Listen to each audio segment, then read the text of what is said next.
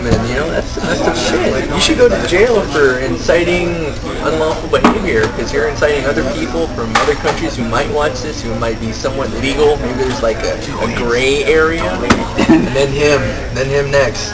He's got lots of ass for you people. I think I got enough for all you. Okay, now...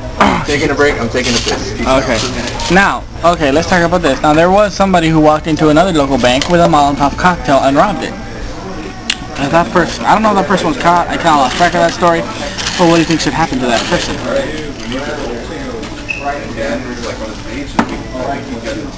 He's in deep thought. No, for something like that, I'd say the same rules apply. It's almost as if robbing a bank, because you're basically... Well, this person did rob the bank, but the fact is that most people go in there with a gun. And you know what, as for working at a bank, especially the teller line, I mean, you know, you go in there with a gun, you know, you go, if somebody goes in there and does that, you have the mentality that, oh shit, you can survive a gunshot. But if you go in there with a Molotov cocktail, you're gonna get fucking burned. Burns, you know, they're fucking, depending on how bad they are, they don't fucking heal. I'm sure somebody would at least seen the guy lighting it, like holding the soaked, probably kerosene drug. Yeah, that's what They saw him in the back doing this. No, he did it in his car and he took off inside. You know? You would see something like that, I'm sure. Yeah, but I mean, the thing is he got away with it at the time, you know. Okay, now. I'm saying, same repercussions for the robbery, but I'm guessing for the cocktail, I give him one for creativity, though. Because that shit's burning while you're running in there, you know. And imagine the stupid motherfucker would have tripped.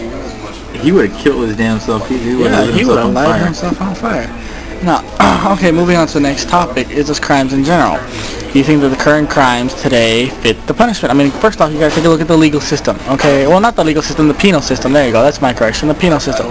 You commit a crime, you go to jail, you sit in a nice air-conditioned jail, and you fucking are given a nice bed, you're given 3 square meals a day, you're given free health care, and you're given fucking cable. Dude, I heard, I think it was in Arizona, there was one county that deterred crime, basically, by having everyone outside. Yeah, the fucking tent city. The tent city. Rando's back, and we're talking about crime and punishment, okay? We're talking about the penal system right now.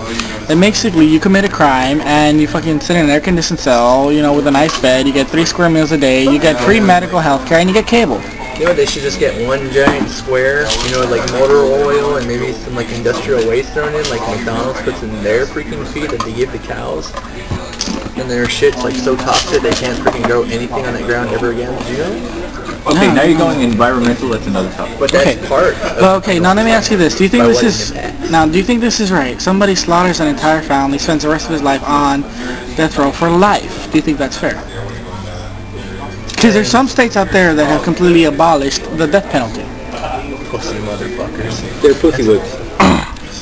They're pussy whips, man. Now keep in Texas's law. Yeah, keep in mind we're in 3 witnesses that you have. You know, they say, oh, he killed the bitch. You know, fucking try him. No, 3 credible witnesses. You don't spend 17 years on fucking death row. You cut up front of everybody. You go to the head of the line, and your ass is next on the chair.